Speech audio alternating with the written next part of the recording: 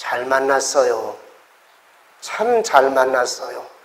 옆에 사람과 함께 이렇게 한번 인사하시기 바랍니다. 우린 참 잘 만났어요. 이유는 모르지만 우린 참 잘 만났어요. 가족끼리 앉은 분들은 진짜 잘 만났어요. 정말 잘 만났어요. 큰 시온, 아빠 잘 만났죠?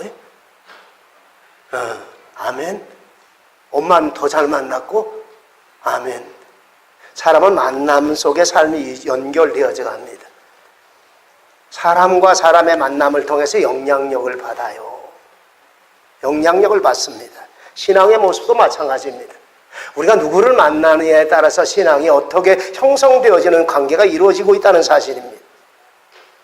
그 만남 속에서 가장 좋은 만남 중에 하나가 영적 스승을 만나는 겁니다. 영적 스승을 어떻게 만나야 될까? 바른 신앙의 길을 가르쳐주며 바른 신앙의 삶의 모습이 우리 마음속에 이루어지는 영적 스승, 참된 신앙을 참모습으로 참된 하나님의 말씀으로 이루어가는 영적 스승. 사람이 살아가면서 세 가지 복을 타고나야 된다고 말합니다. 이 복은 꼭 타고나라고 그러더라고요. 그 첫 번째가 출생의 복이라고 말합니다. 나의 부모님이 어떤 부모님이 되고 있냐 이 말입니다. 좋은 부모냐, 나쁜 부모냐, 육적인 속성을 가진 그런 부모냐, 영적인 속성을 가진 그런 부모냐, 세상을 따르는 인본주의적인 부모냐, 하나님 나라를 따르는 신본주의적인 부모냐. 좋은 부모 될 수 있습니다. 좋은 부모 될 수 있습니다. 우리 아이들 때문에, 사랑하는 자녀들 때문에 좋은 부모가 되시기를 축원합니다.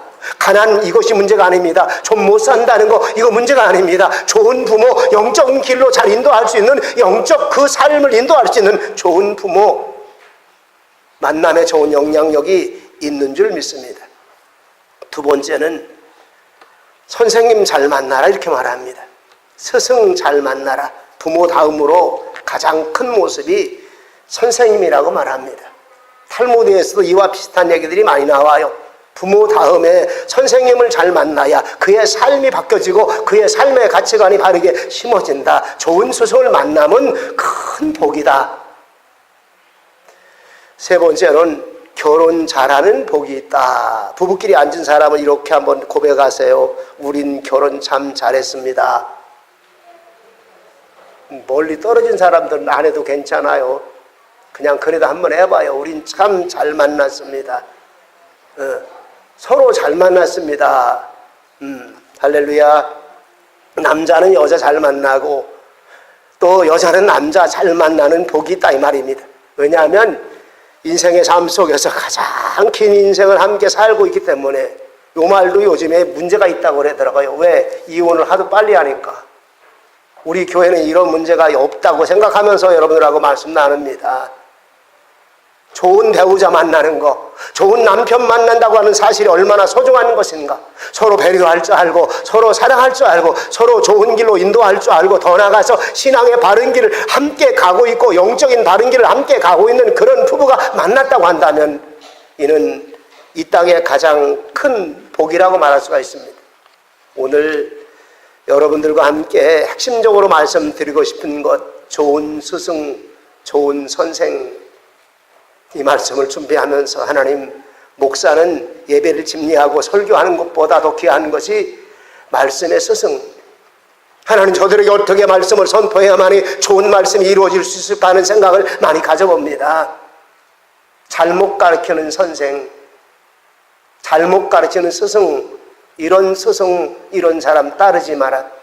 오늘 본문 말씀에 우리에게 쭉 보여주는 내용에서 가장 포인트적으로 하는 말씀이 잘못 가르치는 사람, 잘못된 교훈을 가르치는 그런 선생 따르지 마라. 아니, 경계하라. 그리고 더 나가서 따르고 있다면, 알고 있다면 돌이켜라.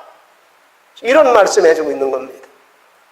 마태복음 7장 15절의 말씀에 이렇게 말합니다.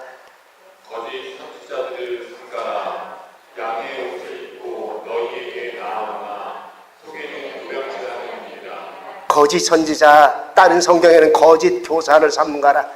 양의 옷을 입고 아름다운 모습으로 교사라는 이름 가지고 나오는데 너희의 영혼을 노략질하는 일이라, 이렇게 말합니다. 돌이키라 이 말입니다. 탈무드에서도 이렇게 말합니다.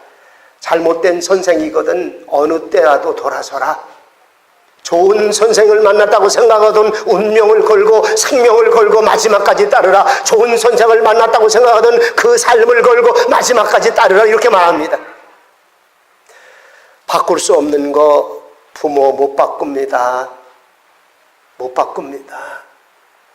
아내와 남편 글쎄요, 못 바꾸는 것이 본질입니다. 본질입니다. 자녀도 못 바꿉니다. 주어진 환경도 바꿀 수가 있어요. 그런데 오늘 본문에서 우리에게 주어지는 교훈은 교육은 바꿀 수 있다는 겁니다. 교육은 바꿀 수 있다는 겁니다. 시대를 따라가는 교육들이 얼마나 많은 문제가 있는가, 잘못된 세속주의적인 교육이 얼마나 많이 있는가. 이 당시의 바울사들은 초대교회 시절 그 주변에 헬라 지역에 있는 그 교사들, 잘못된 교사들, 잘못된 교훈들이 끊임없이 일어나고 있기 때문에 문제가 있는 그런 환경의 터전 속에서 바울사들은 성경을 통해 권하고 있습니다. 말씀과 관계없는 거 가리키는 거. 그 당시 헬라 철학이 얼마나 많이 있는지 몰라요. 그리고 헬라적인 지혜의 교훈들이 얼마나 많이 있는지 모릅니다. 그리고 세속적인 교훈들, 세속적인 교육의 형태가 얼마나 많이 있는지 모릅니다. 이런 데서 너희가 돌아서라. 그리고 이런 교사들 분별하라. 그리고 저들과 함께하지 말라 하는 말씀을 우리에게 주고 있다는 사실입니다. 이 시대도 마찬가지입니다. 하나님의 사람에게 우리에게 원하는 하나님의 계획하신 무엇일까요? 너 하나님의 사람이 되라고 말합니다. 나 하나님의 사람이 되라. 오늘 저와 여러분들에게 주님은 말씀하십니다. 너 하나님의 사람이 되거라. 너 하나님의 사람이라는 사실을 우리에게 말씀해주고 있다는 사실입니다. 우리 마음속에 나는 어떤 사람일까요?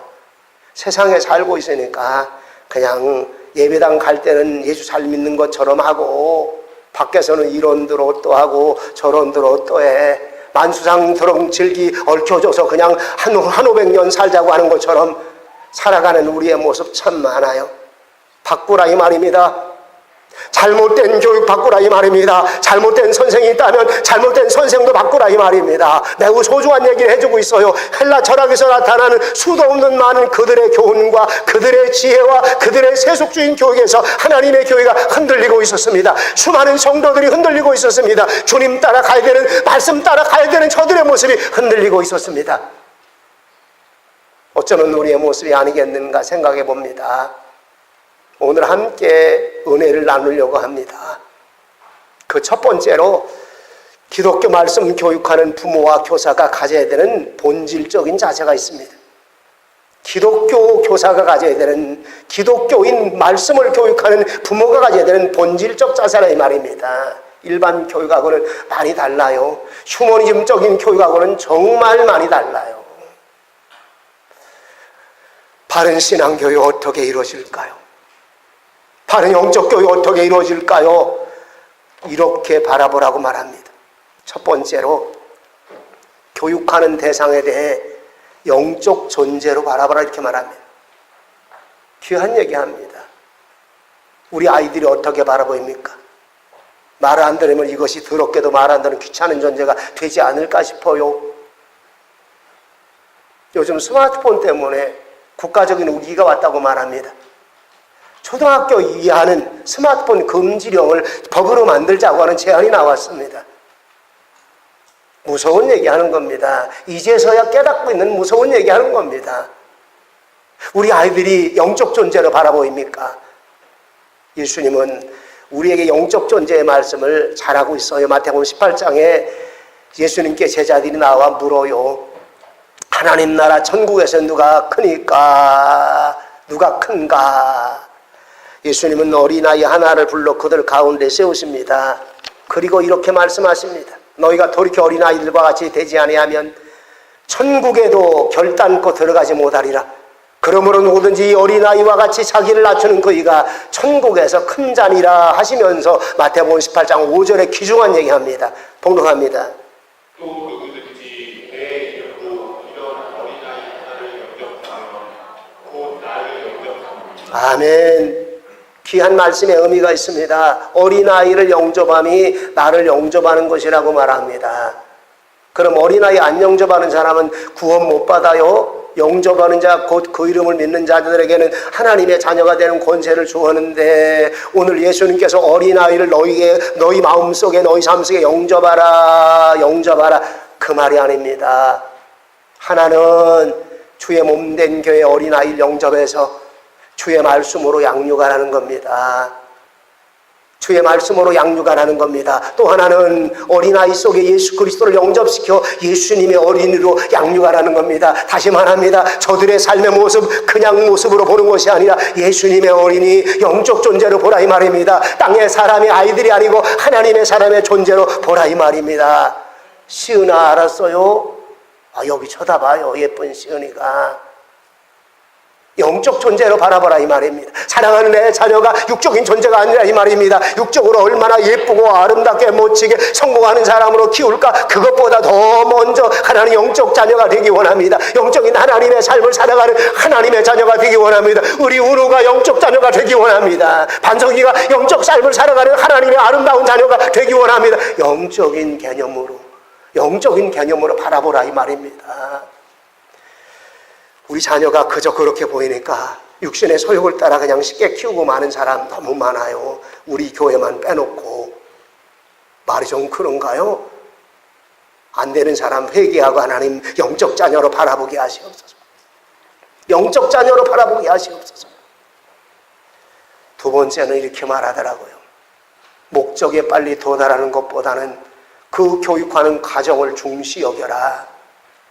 교회 교육에 뭔가 보여주려고 열심히 하는 경우 참 많아요.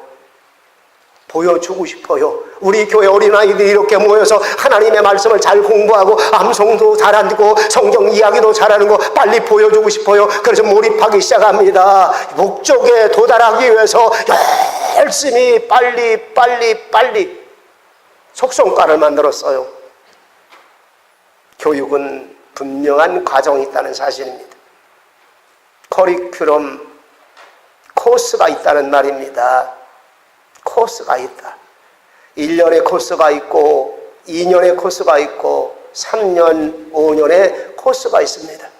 좋은 과정을 통해서 이 코스 하나하나를 그대로 아름답게 이뤄가고 있다는 사실이 얼마나 성실하고 얼마나 귀중한 것이냐 이 말입니다. 바른 교육다운 교육, 자라나는 아이들에게 자람과 함께 그 다음 단계, 영적인 그 다음 단계, 말씀의 그 다음 단계 하나하나 가르치면서 목적에 도달함보다도 교육하는 과정 속에서 하나하나 귀중하게 습득을 시키라는 그런 얘기입니다. 지나가는 것처럼 진도 나가는 교육은 기독교 교육이 아닙니다. 1과 2과 3과 열심히 지나가는 거 기독교 교육이 아니라 이 말입니다. 저들 가슴 속에 습득되어질 수 있는 그런 교육을 해주라 이 말입니다. 세 번째는 오래 참고 기다리는 교육이 기독교 교육입니다. 세상 교육도 마찬가지입니다. 단순간에 이루어지는 교육 그리 많지 않아요. 있었으면 좋겠어요. 그냥 조금 멋지게 누가 과학적인 기계를 발견해가지고 뇌 과학도 연구를 해가지고 이 코스를 과학적인 것과 뇌 프로그램의 코스를 만들어가지고 여기에 딱 들어가가지고 이거 한 코너, 두 코너, 세 코너, 뇌교육 1코너, 2코너, 3코너, 4코너 뺑 돌아가는데 한 3일 걸린대. 그런데 한 돈이 3천만 원 든대. 조나름 집사님. 우리 하선에 시킬까 안 시킬까? 진짜라면 한 시켜볼 만하지 않겠어요? 김재현 집사님 아들 귀하잖아. 이런 거 있다면 한번 시켜볼까 우리? 유혹 와요. 그래서 속성교육이 얼마나 많이 있는지 몰라요. 근데 교육은 단순간에 이루어지는 거 뻥튀기 하는 거 없어요. 오래 걸려요. 한 학기가 지나니까 우리 아이들의 언어의 모습이 달라져요. 생각하는 모습도 많이 달라지고 있습니다. 커리큘럼이라고 하는 그 틀 안에 꾸준하게 오래 참고 그 교육을 이뤄가는 모습. 야고보서 1장 2절부터 4절까지 이렇게 말합니다. 내 형제들아 너희가 여러가지 시험을 만나거든 온전히 기쁘게 여기라. 이는 너희 믿음의 시련이 인내를 만들어내는 줄 너희가 아니라. 인내를 온전히 이루라. 온전하고 구비하여 조금도 부족함이 함께 하려 함이라. 인내, 새벽 시간에도 말씀드렸어요. 오래 참음 너무 귀해요. 하나님이 원하는 그 오래 참음의 과정을 통해서 보배롭고 존귀하게 쓰임많은 하나님의 일이 있어지는 거 분명합니다. 하나님의 사람들, 쓰임많은 사람들 속에는 연단과 시련의 그 과정 1년, 2년, 10년, 20년 참고 또 참으면서 그 길을 가는 동안에 하나님이 열매 맺게 하시는 은혜가 있는 줄 믿으시기 바랍니다. 참지 못하면 뒤집고 싶습니다. 금방 바꿔치고 싶습니다. 한 걸음 또 한 걸음 또 한 걸음. 여러분들과 만난 지 오래됐습니다. 하나님 가정에 하나님의 열매가 맺어지기 원합니다. 하나님이 기뻐하는 축복의 열매가 맺어지기 원합니다. 오랫동안 견디고 참고 견디면서 하나님의 자녀를 하나님의 자녀답게 양육하는 이 일들이 하나님 가정 속에서 이루어지게 하시옵소서. 네 번째는 반복하고 또 반복하고 습득이 될 때까지 가르치라, 이렇게 말합니다. 우리 흔히 엄마들이 자녀 교육을 잘 못하는 이유가 무엇인가 보니까 항상 가르치고 있잖아요. 근데 말귀를 잘 못 알아들어. 나는 아는데, 엄마인 나는 아는데 내가 분명히 얘기해주고 가르쳐주는데 이 우리 자녀는 말귀를 못 알아듣고 두 번, 세 번 해도 도대체 너는 말귀를 못 알아듣냐? 머리가 석두냐? 중요한 게 있어요. 저는 우리 교인들에게도 가끔가다 그런 모습 발견해요. 한 번 얘기해 주면요, 전부 다 이렇게 훅 날려보내더라고. 그래서 누가 그러더라고. 광고를 기중한 거 있으면 주일날 7번 정도로 광고하라고 그러더라고. 왜냐하면 어른들은 애들보다 더 잘 잊어버린대. 빙그레 웃는 사람 몇 사람 있는가 보니까 동의하는 거죠. 예? 뭐 저도 그래요. 한 번 얘기하면요, 이게 어디로 까먹었나, 어디로 사탕 사 먹었나 전부 다 어디로 없어져 버리더라고. 또 얘기하고 반복해서 얘기하고 또 얘기하다 보니까 하나님의 말씀이 머릿속에 들어오기 시작합니다. 말씀이 되어집니다. 그리고 말씀의 신비 속에 새겨집니다. 중요한 얘기하는 거예요. 우리 교육 프로그램, 선견 교육 프로그램과 CBA 교육 프로그램 7단계 반복 학습법, 7단계 반복 CBA 교육 원리 7단계를 반복 학습하라, 이 말입니다. 그런데 7번 반복하는 게 아니고 이 반복을 하다 보니까 49번 반복을 해요. 교육을 하는 사람 저희 교재를 보면서 너무 잘 만들어졌다고. 지금 이 시대에 이만한 교재를 만들기 쉽지 않다는 얘기를 많이 해요. 가르쳐보면 더 귀합니다. 반복. 하나님의 말씀 공부하는데 세상 공부하는데 왕도 없어요. 반복도 반복해서 가슴에 새기고 머릿속에 새기면서 또 새길 때서야 제대로 학문을 연구하고 그리고 제대로 습득해지는 거 여러분들 잘 알잖아요. 저는 이 강단에 설 때마다 하나님께 감사해요. 왜냐하면 제가 머리 좋은 목사가 아닙니다. 근데 반복할 수 있는 환경과 조건을 굉장히 많이 줘요.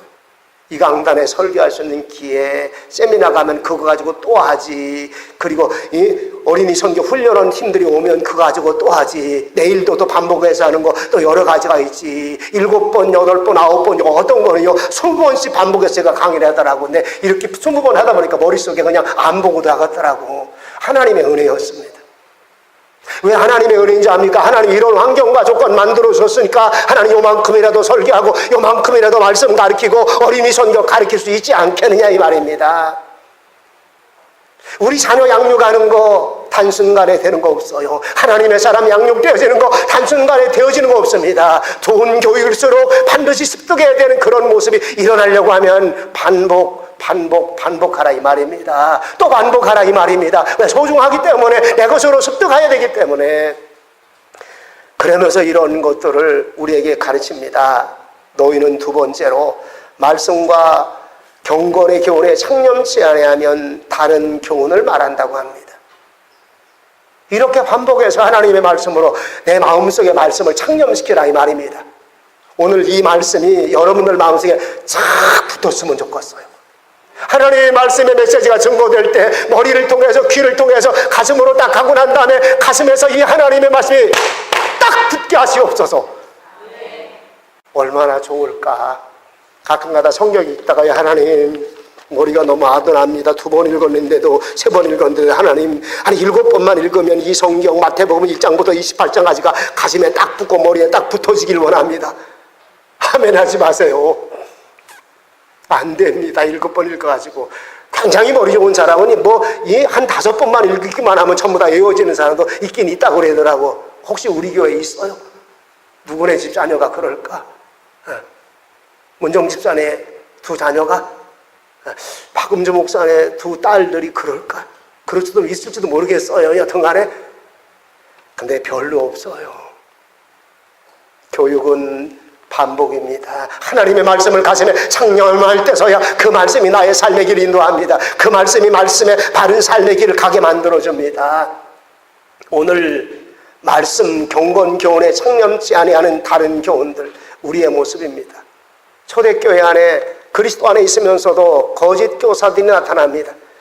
잘못된 헬라 철학들이 나타나고 말씀에 관계없는 세상의 지혜 문학과 세상 학문이 물들어져 가고 있습니다. 다른 교훈이 교회 안에 들어왔습니다. 하나님의 말씀 가르친다는 사람들이 세상 교사들이었습니다. 뛰어난 것 같아 보입니다. 굉장한 것 같아 보입니다. 지금도 마찬가지입니다. 세상 교훈들, 세상적인 경의학들이 세상 음악, 미술, 예술 대단한 것 같습니다. 왜? 환영받기 때문에.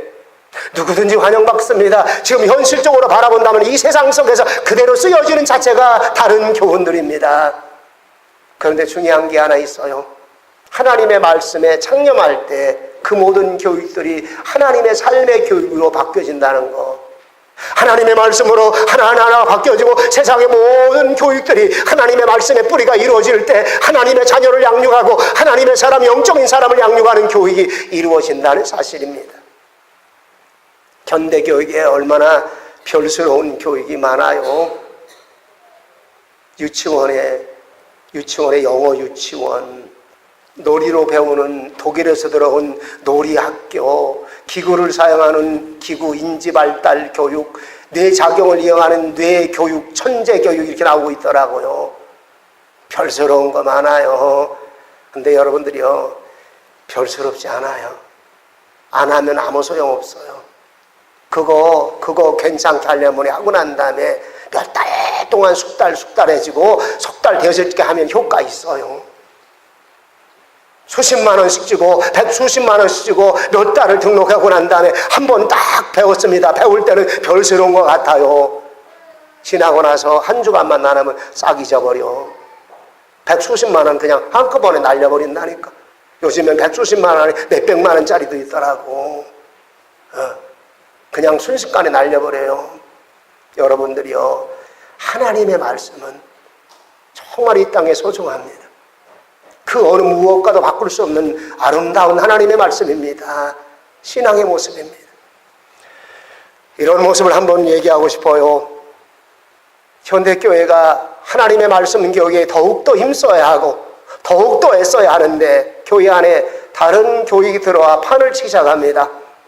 세상 교육이 들어와서 교회 안에 자리를 잡아요. 교회가 세상 교육 강사 섭외하느라고 프로그램 개발에 앞장서느라고 굉장히 많이 애를 써요. 무엇인가 보니까 평생교육원, 괜찮은 강사가 모여야, 그리고 또 문화센터, 괜찮은 강사가 그분 인문학으로 유명한 사람이라고 하더라. 그럼 세상 사람들까지도 예비당으로 몰려와요.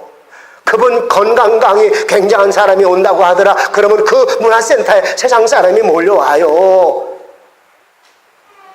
하나님의 말씀이 어디로 사라져버리고 맙니다. 이것이 앞장서고 있습니다. 교회가 교회다운 모습이 아니라는 사실입니다. 마치 교회가 세상의 집과 다를 바 없으며 교육을 수익장소로 사용하는 이 집단의 모습으로 바뀌어가고 있는 이런 모습들이 얼마나 많이 있느냐 이 말입니다. 마태복음 21장에서 예수님은 왕으로 입성하시며 나귀를 타고 성전으로 입성하시고 그리고 성전에 들어갔습니다. 들어가니까 성전이 아수라장입니다.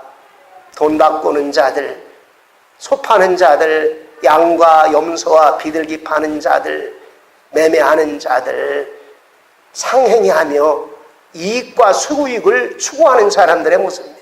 상행하며 이익과 유익을 추구하는 사람들이었습니다. 예수님 몰아냈었습니다. 채찍으로, 노끈으로 채찍을 만들어 저들을 때려가면서 몰아냈었습니다. 염소를 몰아냈습니다. 송아지 몰아냈습니다. 돈 바꾸는 저들 엎어버렸습니다. 무슨 예수님이 이렇게 질서 없는 행동을 하실까? 아니, 예수님 좀 침착하게 해초리 갖고 후려 때려가지고 염소 내보내면 그 주인들이 어떡하라고, 돈을 확 뒤집어 엎어버리면 어떡하시라고. 여기 보면요, 예수님이 참 예의 없는 것 같아요. 아시기 바랍니다.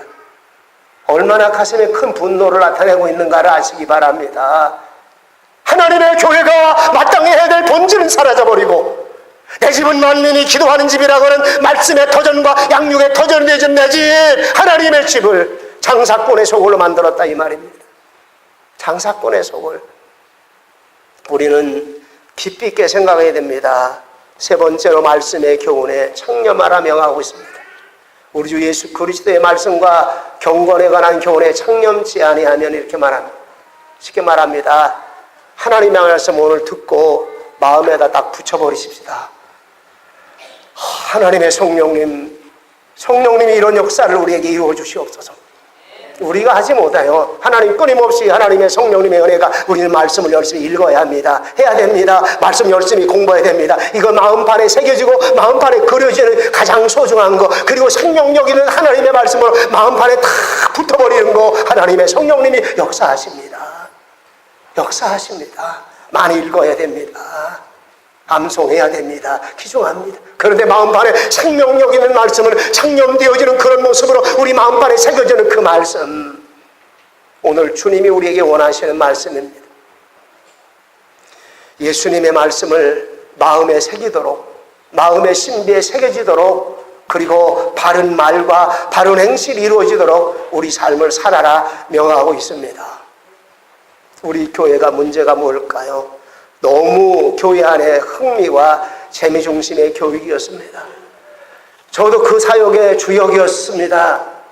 먹는 거, 재밌는 거. 성경은요, 별로 괜찮다는 얘기 거의 없어요. 나를 따라온 저들, 먹고 배가 부른 연고로 나를 따라왔다고 말합니다. 오병이어의 기적의 역사 하실 때 예수님과 저들이 다시 만나면서 저들이 왜 나를 따르냐 이 말입니다. 내가 배불리 먹여줬으니까. 배불리 먹여줬으니까. 근데 생명의 말씀을 쭉 증거하다 보니까 다 도망갔어요. 왜? 재미없어. 예수님 따라온 이유는 또 다른 이런 기적을 만들어내가지고 우리가 배고픈 이 시대에, 가난한 이 시대에 먹을 것 좀 많이 만들어주면 얼마나 좋을까. 틀린 얘기는 아닙니다. 이것도 귀중합니다. 이보다 더 귀중한 거, 저들에게 생명의 말씀이 필요하다는 사실입니다. 오늘 우리에게 필요한 것들이 무엇일까요? 하나님의 말씀을 가슴에 새기라 이 말입니다. 하나님의 말씀을 아름답게 가슴에 새기는 삶을 가지고 그 하나님의 말씀과 삶을 살아가는 하나님의 사람 내가 되라 이 말입니다. 오늘 우리에게 말씀하시는 원리입니다. 네 번째로 경건에 관한 교훈에 창념하라고 말합니다. 경건이라, 바른 말, 우리 주 예수 그리스도의 말씀과 경건의 교훈에 창념치 아니하면 이렇게 말합니다. 헬라어를 좀 찾아보니까 유세베이아, 유세보스, 유세베이아 뜻은 우리 인간의 내적 자세와 외적인 태도를 하나님 앞에 어떤 삶으로 살아가고 있는가에 대한 우리의 태도를 얘기합니다. 경건이란 말입니다. 하나님을 경외하는 마음으로, 마음 중심에 하나님을 경외하는 마음으로 하나님께 나아가고, 하나님을 경외하는 자들이 외형적인 예의와 그리고 복스러운 그런 사람들에게 아름다운 모습이 보여주는 그런 거룩하게 구별되어지는 그런 태도가 필요하다 이 말입니다. 제가 자주 보는 성경 낱말 사전에 좀 찾아봤어요. 경건이라는 모습을 보니까 먼저 한문으로 풀이를 하더라고요. 공경건자다가 정성건자입니다. 정성건자. 정성스럽게 공경하는 마음과 태도를 말합니다. 마음과 몸을 바쳐 공경하고 봉사하는 뜻이 있으며 하나님을 높이며 그리고 하나님께 마음을 바쳐 드릴 때 쓰이는 용어라고도 이렇게 풀이합니다. 경건은요, 경건의 모양도 있어야 되고 경건의 능력도 필요하다는 사실을 성경에서 가르칩니다. 경건의 모양은 있으나 경건의 능력을 부인하는 자들 내 앞에서 나가라. 이런 자들 앞에서 너희가 돌아서라 이렇게 말합니다. 경건의 모양도 필요합니다. 경건의 마음 말할 필요가 없어요. 하나님의 경건의 능력이 내게 임하기 원합니다. 하나님의 말씀의 경건의 삶의 모습이 아름답게 내 안에 살아있길 원합니다. 경건의 하나님을 따라가는 경외하는 마음으로 하나님을 따라가는 성령님의 그 은혜가 내 안에 있기를 원합니다. 그런데 문제가 이것과 함께 또 하나 경건에 대한 우리의 행동입니다. 경건에 대한 우리의 태도가 경건하지 못한 태도로 만들어지고 있습니다. 경건에 대한 우리의 태도가 무례한 태도가 되어지고 있습니다. 마땅히 교양이 있고 예의 있는 태도가 무례히 행하는 태도가 돼버리고 말았다 이 말입니다. 품이 있고 격이 있는 태도가 제멋대로 막대 먹은 꼴이 돼버리고 말았다 이 말입니다. 제멋대로 막대 먹은 꼴이 돼버리고 말았다 이 말입니다. 하나님 경건의 능력을 내 안에 주옵소서. 말씀 따라 살아가는 경건의 능력을 내 안에 주옵소서. 그러면서 하나님을 경외하고 존귀한 마음으로 우리의 삶에 무례히 행치 아니하는 예의가 있는 하나님 앞에 우리의 삶의 태도 이루어지기 원합니다. 가르치라 이 말입니다. 가르치라 이 말입니다. 말씀을 정돈합니다. 오늘 시대를 향해 하나님이 우리에게 명하는 교훈이 무엇일까요? 전 디모데전서를 보면서 구약의 말씀과 얼마나 많은 관계를 가지고 있는가를 끊임없이 깨달아 봅니다. 하나님의 율례와 법도가 외형적인 형식이 아니라는 것, 형식을 넘어서서 그 형식과 함께 그 안에 하나님의 경건의 능력, 하나님의 성령님의 강력한 은혜, 말씀의 능력 있는 삶을 살아있고 운동력 있는 하나님의 말씀의 능력 있는 삶이 우리 속에 필요하다는 사실을 말씀을 해주고 있습니다. 주님, 우리 교회가 정말 하나님의 말씀에 창념하는 교회, 말씀에 창념해서 경건의 능력도 있고 경건의 모양도 있고 신앙의 아름다운 주님을 따라가는 삶이 있는 그리스도 예수님의 삶을 아름답게 따라가는 그런 아름다운 모습도 있는 우리 교회 가정들, 우리 자녀들 되시기를 주님의 이름으로 축원합니다. 축원합니다. 기도합니다. 하나님, 크신 은혜와 사랑을 감사와 영광을 돌립니다. 이 땅에 살아가는 우리의 모습이 얼마나 부족한 것인가를 말씀을 대할 때마다 고백하고 느낄 수밖에 없습니다. 주님, 주의 말씀의 은혜가 충만하기 원합니다. 오늘 말씀하신 것처럼 다른 교훈에 집착하지 아니하고 세상 것에 너무 가까이 다가가지 아니하고 하나님의 말씀에 창념하여 하나님의 말씀과 함께 하나님의 말씀의 지혜를 얻어가며 하나님의 말씀의 길을 따라갈 만한 하나님의 사람들, 우리 교회가 되기 원합니다. 우리 성도들의 가정 되기 원하고 우리 자녀로 양육하는 놀라운 역사가 있기를 원합니다. 주님, 마음에 결단하고 이 길을 가는 우리의 모습 되게 하여 주시옵소서. 감사드렸고 예수님의 이름으로 기도하옵나이다. 아멘.